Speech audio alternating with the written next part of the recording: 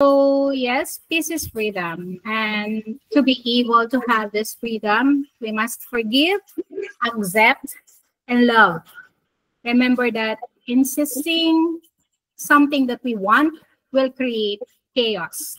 And that chaos deepens sufferings, not only to the government, but to ordinary people, such as our families, community, and children.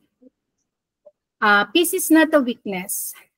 In fact, it is a courage to see the humanity in one another and to listen rather than to retaliate and to build bridges.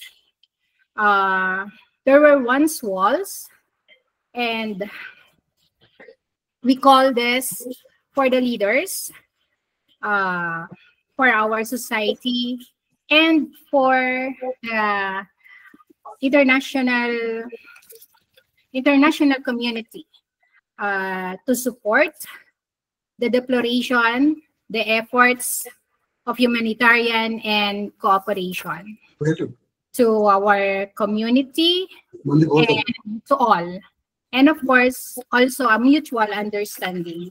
So let us work towards forgiveness, acceptance, and love.